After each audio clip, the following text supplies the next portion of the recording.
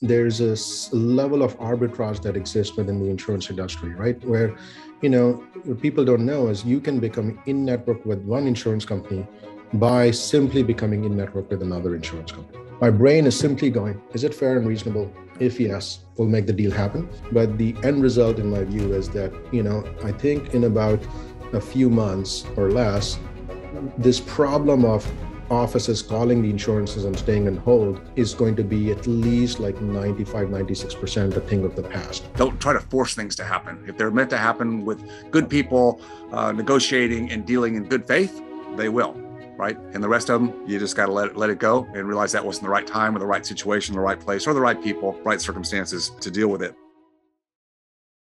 Good day, everyone. This is Dr. David Phelps of the Freedom Founder Mastermind Community and Dentist Freedom Blueprint Podcast. Today, I'm looking forward to a conversation with a gentleman. Well, this is the first time we're meeting really virtually live, but I've known about him for quite some time. And many of you probably have too, but those of you who have not, I think you're in for a real treat today as I have a chance to discuss and talk about really the evolvement of someone who's doing a lot in our industry, and that's Mr. Vivek Kenra. Vivek, how are you doing, sir? Doing well. Really looking forward to this.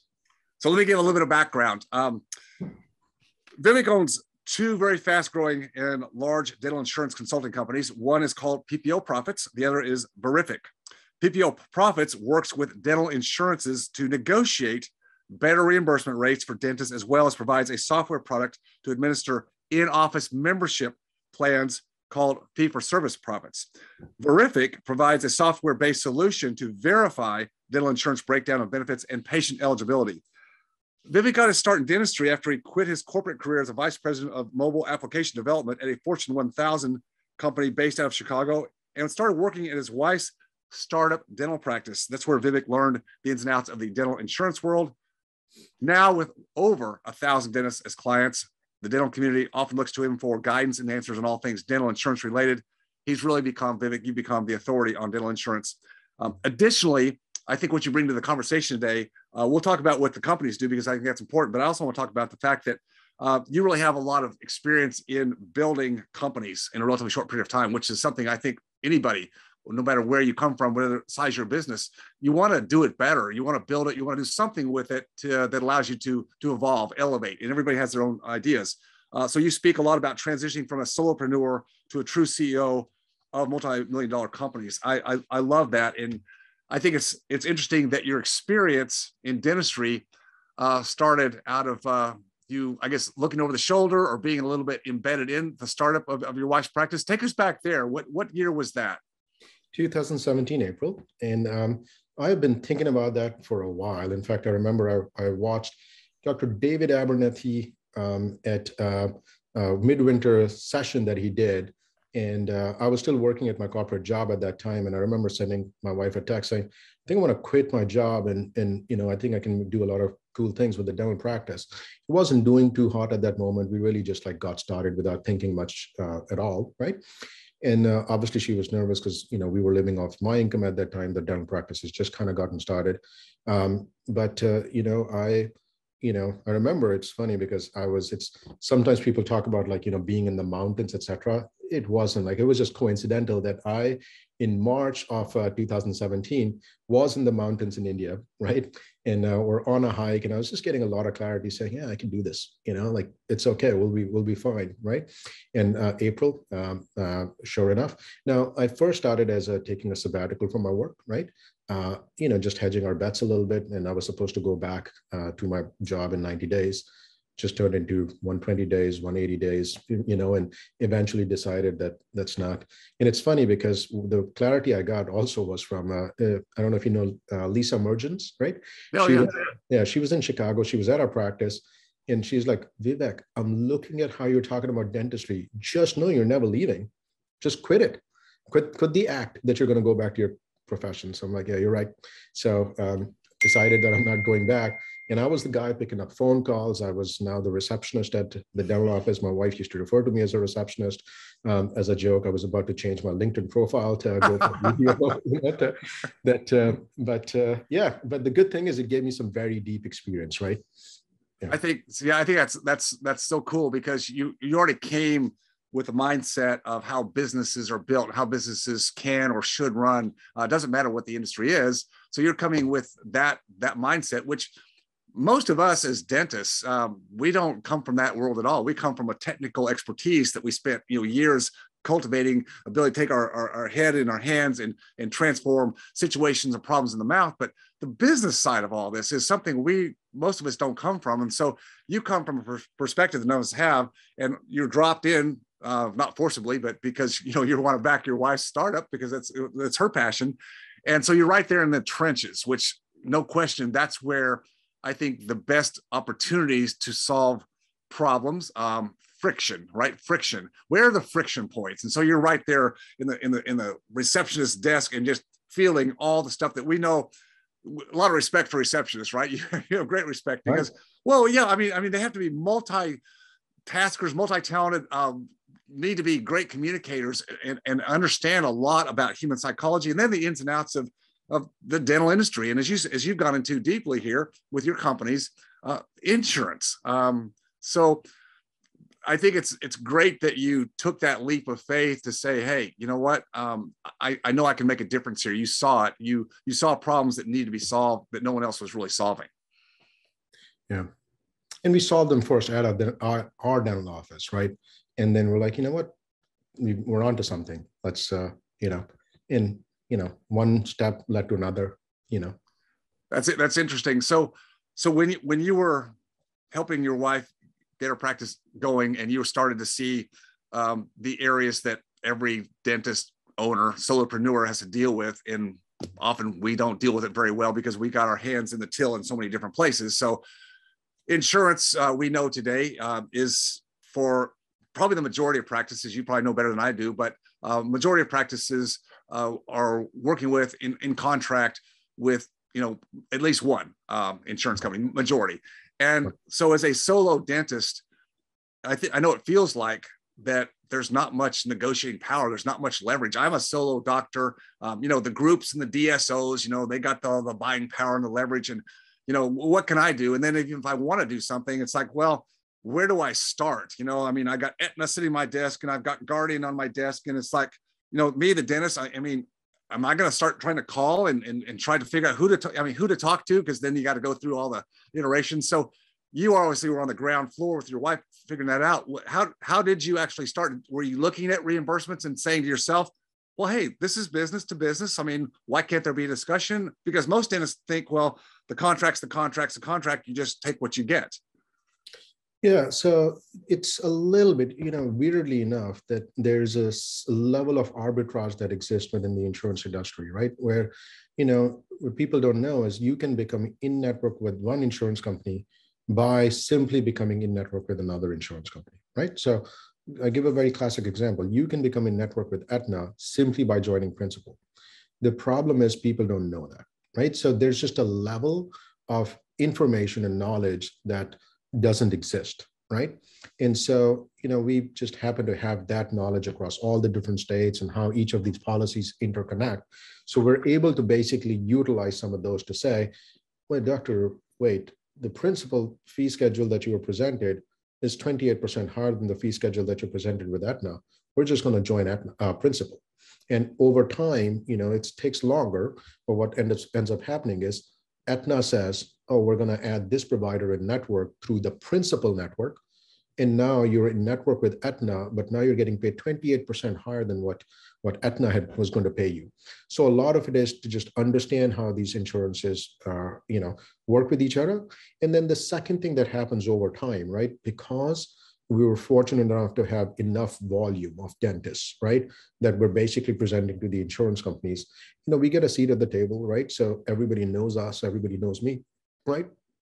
And so it becomes one of those very almost a very, very mutually beneficial relationship, because it's not just that we're getting, fees increase for dentists, we're also bringing new dentists into their network, right? And they're not paying us for it. So instead of hiring recruiters, they're getting more and more dentists in their network, through companies like mine, right? And because we provide really good volume to them, right? They play well with us. So by default, just kind of de facto, we've become like a group negotiating company simply because they're saying, hey, you know what, let's treat them nice. And in return, of course, we are also very fair and reasonable with them. Yeah, you created an access point through leverage, as you stated. And of course, it doesn't go without saying, but I'll just say it, is obviously reputation. The way that you deal with the negotiations, there's respect there. And again, if you're going to have a seat at the table, as you said, whether you're a small fry player or you're a larger company like yours where you have access, everybody wants to get things done efficiently. And when they know that you're a fair representation for both sides, then there's respect there, and things get done more quickly. Versus if there's more of a adversarial situation, which many times businesses come in to negotiate from adversarial standpoints. Those are more difficult. No one likes those. They're inefficient. And you've removed some real friction with the leverage capabilities that you've built, just starting ground up with your wife's practice, and now you leverage that to well over 1,000 clients in PPO profits alone. Right. Yeah. And so, just comment on real quick, just from a the fair representation, that it's almost like life's philosophy, right? For me, it's like all I care about is it fair? Is it reasonable? That's it. It doesn't really matter to me about, okay, this person is happy or not, right? Ultimately, it's like, does this as fair as possible? And in any aspect of life, whether it's with the employees negotiations or compensation and all that stuff, right? My brain is simply going, is it fair and reasonable? If yes, we'll make the deal happen. If it's somebody doesn't, if it's one of those things where someone, let's say, wants more money as an employee, for example, right? But I don't feel it's fair because that's not how my company is structured, then the deal won't happen. As much as I want that to happen, it's not going to be something that I can ever justify other than, well, I wanted that deal to happen, right? So I'm perfectly at peace with, if the deal happens due to fairness, then great. If it doesn't happen, it's okay. Life moves on. Yeah, no, I think that's a great philosophy to take into all things in life. Don't try to force things to happen. If they're meant to happen with good people negotiating and dealing in good faith, they will, right? And the rest of them, you just got to let it go and realize that wasn't the right time or the right situation, the right place, or the right people, right circumstances to deal with it. Now, just for context, so people know, I did have a practice for about 20 years, but I've been out long enough, Vivek, that I never had to deal with PPO negotiations. I just know about them because we have mutual clients, right? I still love helping dentists. I just do it in a different way. So I know so I understand the issues. That's why I want to have you today, because what I love to do is do as many connections to great people who help our colleagues in the industry, navigate all the issues of being a solopreneur. So that's why one of the reasons I want to contact you, but I never had to deal with it. In my days of practice, the insurance that we took, it was all fee for service. So I missed the boat there, but I do you missed the boat. You evaded it. I made it through. It through. But the other company I want to talk about, which again we did have to deal with, and again my practice, the inefficiencies, we didn't deal with it very well. There were companies that try to do what Verific does, but explain to me a little bit, because just like our listeners today, how do you create a software that does the verification process, with less effort, and which is the issue. You've got to put someone on the front line of your practice. They got to make these calls, and as I understand today, if you do it that way, the old way, they're on hold forever and ever, and it's just like it's a monster. Yeah, how do you create this software with great difficulty, right? I'm sure. Yeah, so definitely the very challenging project of my life, right? Definitely something that I'm enjoying it a lot, right? And at the moment, of course, it's a hybrid. We've got people as well, right? As well as software-driven solution. Now, as you may or may not have known, right, that recently Verific raised some money, right? And we got some really, really good investors and advisors and board members, that I believe are really titans of the industry who have helped us a lot, right? But there are some aspects to it that are still confidential until we release a beta, right? So I can't really give away too much of our algorithm or of how we're building the solution. But the end result, in my view, is that, I think in about a few months or less, this problem of offices calling the insurances and staying on hold is going to be at least like 95, 96% a thing of the past, right? And I believe that out of the value that this we're creating, in my view, like Verific is going to be like one of the biggest value creations that has come in dentistry, because every dental office right now has either a person on the front calling these insurances to get the breakdown of benefits and manually typing this information in, or they outsource, which in essence they're not saving the money as much, because even if you outsource, someone has to do it and they have to pay for it, but at least saving the time and the headache and the hassle and taking up the phone lines, right? So, but I do believe that with the software solution that we're creating, right, and the right strategic partnerships that we're creating, that in about 2 to 3 months, it's going to be, if we execute well, where if you've got a patient coming in and it's a particular insurance, right, you basically hit a button and all the benefits are into your practice management software already, right? So, and it's curated, it's, quality controlled, all that upfront, near instant, right? And, error-free, into your practice management software, right? I think if we get to that stage, it's a bit of the holy grail, right? It's a very hot space, so plenty and plenty of people are trying to chase this problem. The only thing is that we're going about it a pretty unique way, which is also what allowed us to raise money pretty quickly, because pretty much everyone that we basically presented it saw what we're doing, and so I have to be somewhat cryptic because, I also have investors and all that stuff who put their hard-earned money on the line with me, right? But I think ultimately the end goal is that, in few months or, hopefully before, we're going to be able to present a solution to the community and the industry where they don't have to stay on the phone for so long. If you enjoyed watching or learning from this video, please leave a like and subscribe to my channel for more content. If you have a question about any of my content or this specific video, just please leave a comment down below. And as always, stay focused on your freedom. I'll see you next time.